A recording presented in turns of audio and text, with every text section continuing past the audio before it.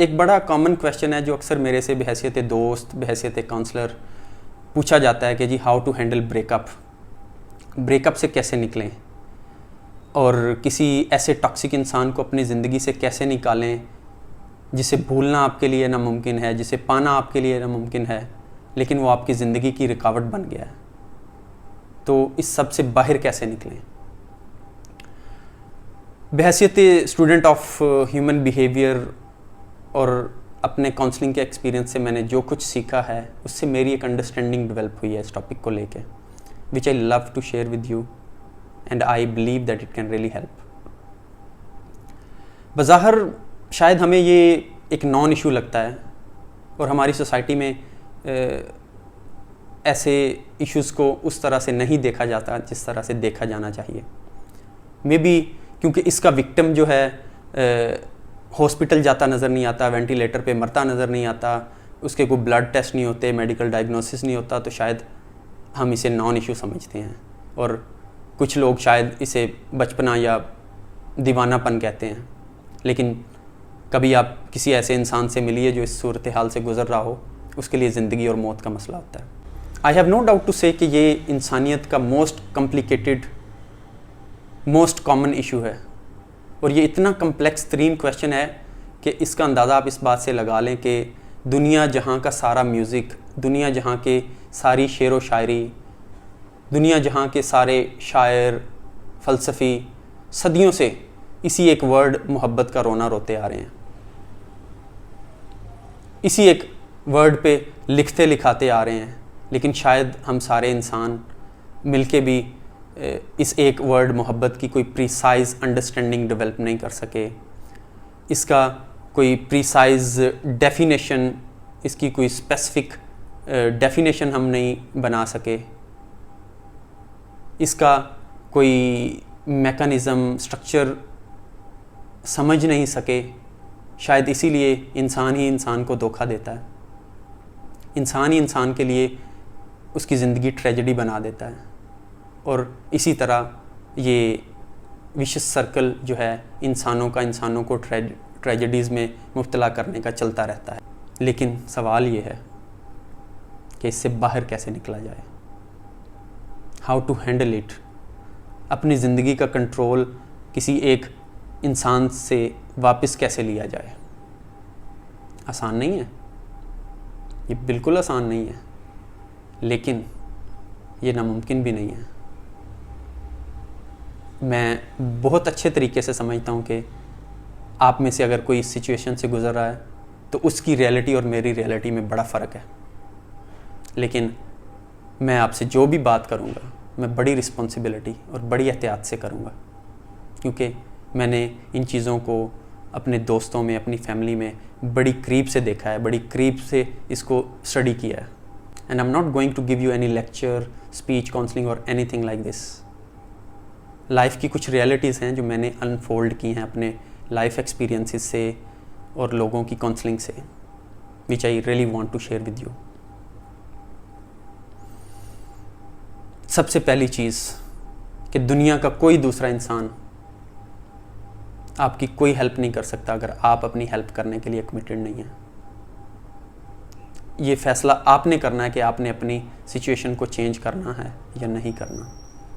दुनिया का कोई डॉक्टर, कोई साइकोलॉजिस्ट, कोई काउंसलर, कोई साइकाइट्रिस्ट आपको आपकी सिचुएशन से नहीं निकाल सकता अगर आप कमिटेड नहीं हैं अपनी सिचुएशन को चेंज करने के लिए।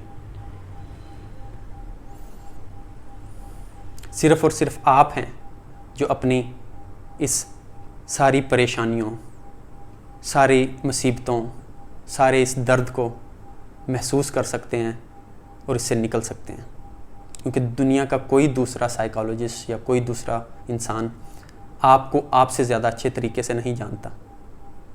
दुनिया का कोई दूसरा साइकोलॉजिस्ट आपके दर्द को, आपकी पेन को आपसे अच्छे तरीके से नहीं समझ सकता,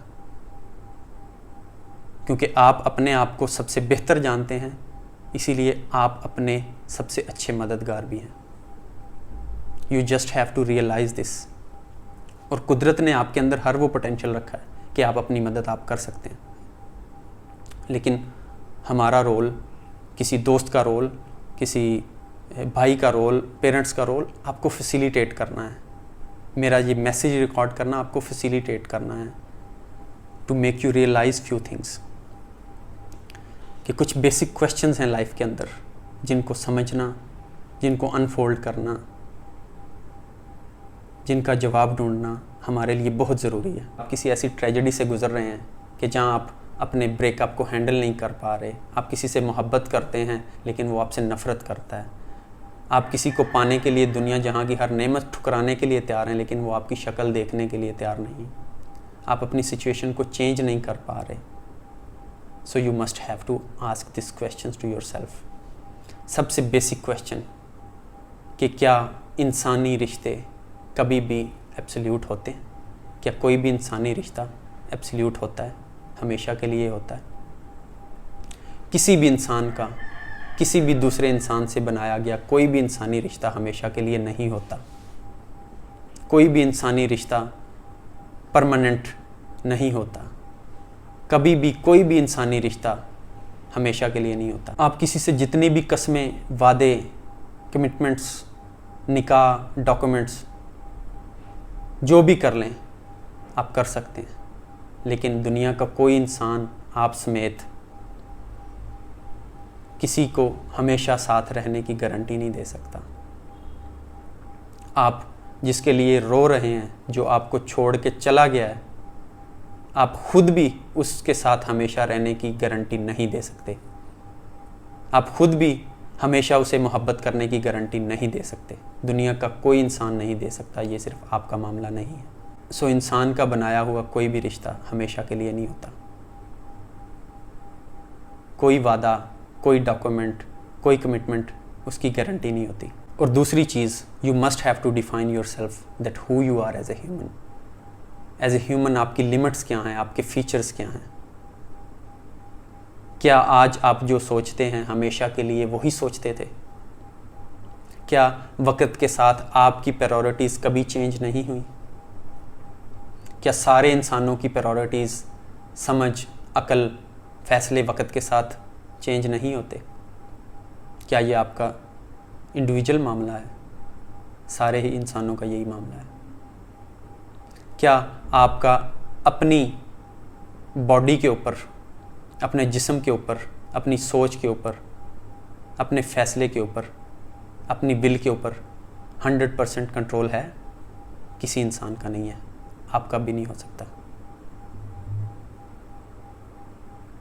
आपके इर्द गिर्द, आपके सर्कमस्टांसेस, आपकी सराउंडिंग, क्या जिसे आप ओन करते हैं उस पे आपका 100% कंट्रोल है? क्या इवन आपकी अपनी सेल्फ, आपके अपने जिस्म, आपकी अपनी हेल्थ, आपके अपने इमोशंस पे आपका कंट्रोल है? नहीं है, किसी का भी नहीं है। तीसरी चीज़, क्या इस दुनिया में कोई भी चीज़ परमानेंट है? क्या आप परमानेंट हैं? क्या आपकी बीइंग, आपकी हेल्थ, आपकी लाइफ, आपके सर्कमस्टांसेस परमानेंट हैं? आपका खुशी और गमी को देखने का म्यार हमेशा के लिए एक जैसा है, परमानेंट है?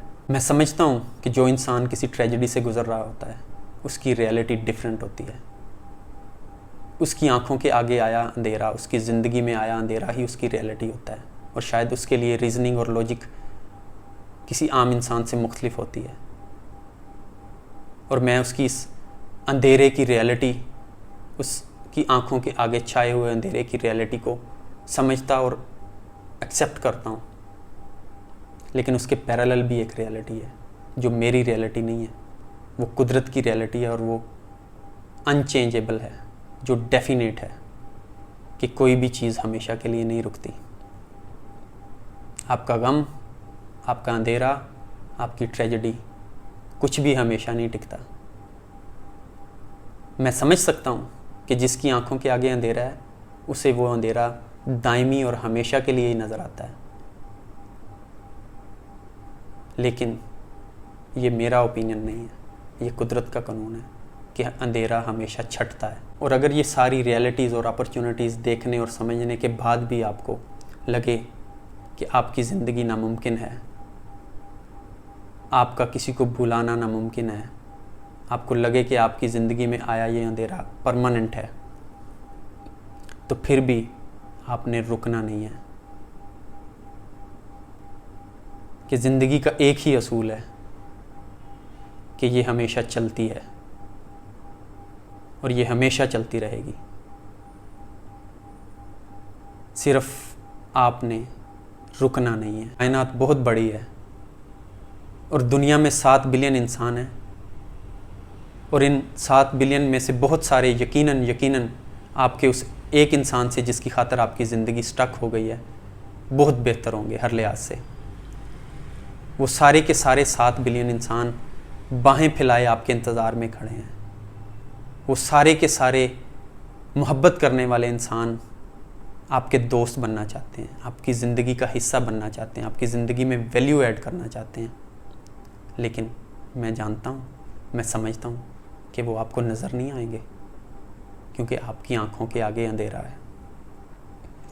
आपकी रियलिटी, आपका वो अंधेरा है। ज़िंदगी किसी के लिए भी फूलों का बिस्तर नहीं है। ज़िंदगी परफेक्शन के असूल पे बनाई ही नहीं गई। दुनिया के किसी इंसान को परफेक्ट सर्कमस्टांसेस नहीं मिले।